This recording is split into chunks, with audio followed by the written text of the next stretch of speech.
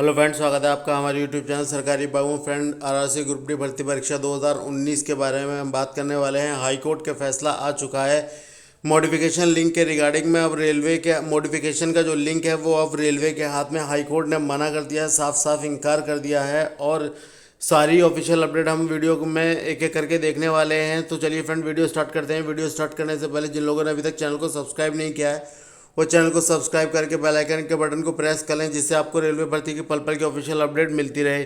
चलिए मैं आपको सीधे हाईकोर्ट के जो फैसला आया है उस पर सीधे लेके चलता हूं, जो फैसला हाईकोर्ट ने दिया है मॉडिफिकेशन लिंक के रिगार्डिंग में। तो फ्रेंड, ये है वो फैसला जो कि central administrative tribunal Allahabad bench Allahabad की तरफ से ये जो एप्लीकेशन डाली गई थी, एक पिटीशन डाली गई थी कैंडिडेट के द्वारा। 127 कैंडिडेट थे जिन्होंने पिटीशन डाला था हाई कोर्ट में कि जो मॉडिफिकेशन का लिंक है वो दोबारा से रीजनरेट किया जाए, क्योंकि जो 4 लाख फॉर्म रिजेक्ट हुए हैं उसमें कुछ कैंडिडेट का माइनर मिस्टेक थी जिसकी वजह से ये कैंसिल कर दिया गया था। तो यहीं से सीधे पॉइंट्स मैं आपको लेके चलता हूँ। यहाँ पे जो पॉइंट्स मेंशन कर दिए गए हैं वो उसके बारे में बता देता हूँ कि यहाँ पे जो पॉइंट्स मेंशन किया गया है कि ये जो पिटीशन डाली गई थी वो बहुत ही वेरी माइनर टेक्निकल ग्राउंड की मिस्टेक थी, जिसकी वजह से किसी कैंडिडेट का फोटोग्राफ मिसमैच हो गया था, किसी का सिग्नेचर मिसमैच हो गया था। कुछ टेक्निकल रिक्वायरमेंट्स थी जो रेलवे के द्वारा मांगी गई थी फॉर्म में, लेकिन 4 लाख फॉर्म जो हैं वो रिजेक्ट कर दिए थे रेलवे ने, और उसके बाद में मॉडिफिकेशन लिंक दिया था। बट कैंडिडेट फिर भी उसमें ठीक नहीं कर पाए, लेकिन इसके बाद में आप दोबारा से रीजनरेट करवाना चाह रहे हैं उस मॉडिफिकेशन लिंक को। तो उसी के रिगार्डिंग में पिटीशन डाली गई थी कोर्ट में। 127 कैंडिडेट इसमें शामिल हुए थे। इस पिटीशन डालने के अंदर उनकी डिटेल भी यहीं पे मेंशन कर दी गई है। तो बाकी यहाँ पे कुछ खास मेंशन नहीं किया गया है। इसी के बारे में ये कहा गया है रेलवे की तरफ से जो वकील हुए े या स्टूडेंट की तरफ से जो वकील किए गए थे, उन्होंने ये क्वेश्चन डाला था कि इनको चांस दिया जाए एक कि जो भी आपने रखा है, आपने जो प्रोसेस रखा है मॉडिफिकेशन लिंक का, उसमें प्लीज़ इनको चांस दिया जाए कैंडिडेट को, क्योंकि जिसका कैंडिडेट का फॉर्म रिजेक्ट हुआ है उनको एक छोटा सा बहुत ही माइनर सी मिस्टेक है जो कि नेग्लिजिबल कर सकते हैं। लेकिन आरआरबी की तरफ से जो वकील ने कहा है उसके बारे में, आरआरबी के वकील के द्वारा जो कहा गया है वो ये कहा गया है कि इसमें फ्रॉडिस टाइप के जो केसेस हैं वो बहुत ज़्यादा हो रहे हैं, क्योंकि क्लियरली मेंशन कर दिया गया था फॉर्म फिलअप करते टाइम में कि आपको सही सही फॉर्म देना है, सेल्फी या बिलर इमेजेस नहीं देनी है, सिग्नेचर आपको सही देना है, कितना फॉर्मेट रखा गया था वो सारा दे रखा है।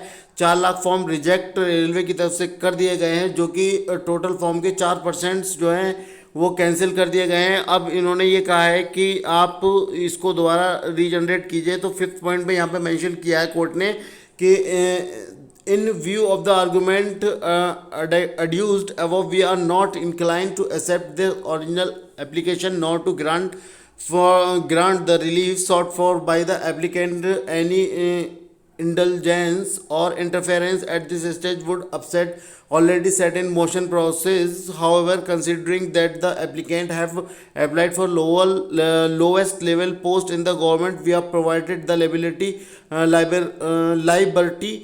to approach the respondent once again and leave it to the discretion and judgment of the respondent to take an appropriate view the matters।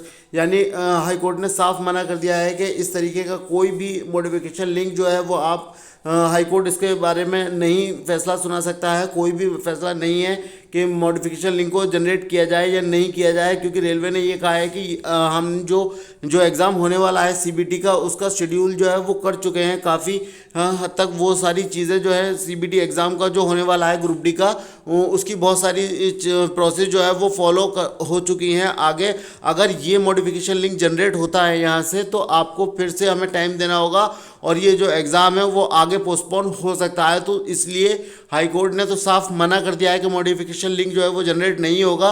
ये रेलवे पे छोड़ दिया है कि वो अगर चाहें तो इसको जनरेट कर सकते हैं, चाहे तो नहीं कर सकते।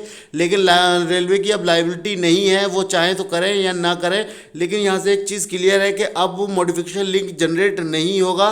और जो शेड्यूलिंग ऑफ एग्जामिंग है यहाँ पे जो रेलवे के द्वारा बताई गई है कि शेड्यूलिंग जो एग्जामिंग है वो आपकी हो चुकी है, यानी सितंबर के मंथ में आप मान के चल सकते हैं कि आपके एग्ज़ाम जो है वो स्टार्ट हो जाएंगे, यानी दशहरे के समथिंग, दशहरे के बाद में आपके एग्ज़ाम जो हैं वो स्टार्ट हो जाएंगे। तो पूरी तरह कोर्ट ने यहाँ पे मना कर दिया है और आपकी जो एग्ज़ाम के रिगार्डिंग में जो चीज़ें चल रही हैं वो भी यहाँ पे कुछ हद तक काफ़ी क्लियर हुई हैं कि आप जो सितंबर से एग्ज़ाम जो है वो तैयार करा लीजिए। यानी इनका जो शेड्यूल है रेलवे की तरफ से वो पूरी तरीके से तैयार कर लिया गया है रेलवे के द्वारा। सीबीटी का एग्ज़ाम यहाँ पे इन्होंने मेंशन भी किया है। तो ये जो आप जजमेंट है ये हमारे टेलीग्राम चैनल के लिंक में मैं आपको प्रोवाइड करा दूंगा, तो वहाँ से आप लोग जाके डाउनलोड कर सकते हैं और इसको देख सकते हैं। तो फ्रेंड ये था अब तक का जजमेंट जो कि रेलवे के द्वारा जारी किया गया था। वीडियो पसंद आई हो तो लाइक कर दीजिएगा, दोस्तों के साथ शेयर कर दीजिएगा। अगर किसी दोस्त का कोई क्वेश्चन क्वेरी हो तो हमें कमेंट सेक्शन में पूछ सकते हैं। चलिए फ्रेंड्स, मिलता हूँ नेक्स्ट वीडियो में नेक्स्ट अपडेट के साथ।